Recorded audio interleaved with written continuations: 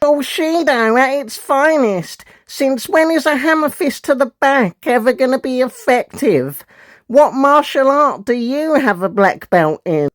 Well, as it happens, Hayden, I do have a black belt. I bought one on Amazon, especially for you.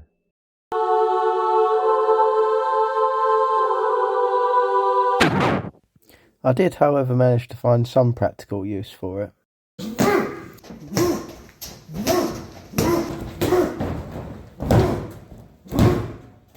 Not so much good now, that black belt, is it? Doesn't mean shit, does it, when you get surprised, ambushed and overwhelmed?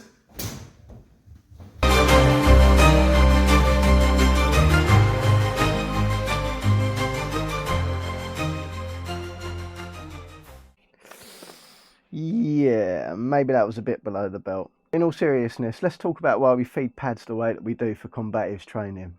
Because Hayden's mistake is actually a really common one. So one of the biggest mistakes that people make when it comes to combatives training is thinking, for example, that when I'm feeding a Thai pad over my shoulder, that this is the target that I'm actually striking. And prevailing in a violent confrontation, it's much more about will than it is skill. Our training formula is 90% will and just 10% skill, with the objective of completely overwhelming the subject that's in front of us before there is any chance of recovery or retaliation. It's completely driven by mentality and attitude. And for this, we have to train that in a very particular way. You see, the pad isn't the actual target. The pad is where we feed so that we can mimic the impact of hitting the actual target. In this case, the pad represents the brainstem. But I can't just go and hold the pad over the back of my head whilst I'm feeding the pads, can I? Go on, try it. Try it, Hayden. No, seriously, no, don't try this at home.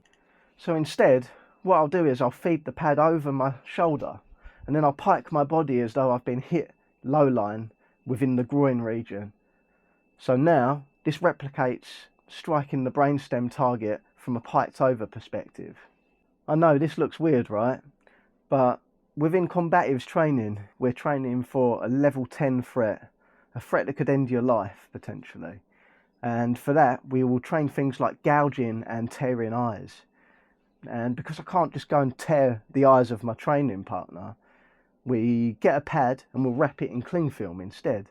So now what this does is this replicates the feeling of tearing into something, albeit not the same dexterity as skin, but it will still give you a feeling of tearing into something all the same. Another thing that changes is how we feed pads to simulate striking multiple attackers. Within boxing, a 1-2 combination would be striking the same person, whereas within combatives training, if I held 2 pads, what this is actually replicating is striking more than one person using just one bit of kit.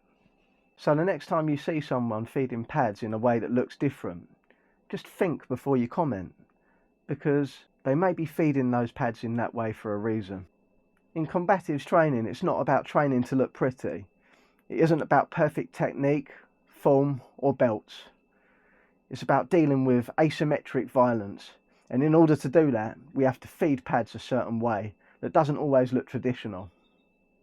And Hayden, just in case you're watching this, you can have the black belt if you want it. It clearly means more to you than it does to me. I'm finished with it.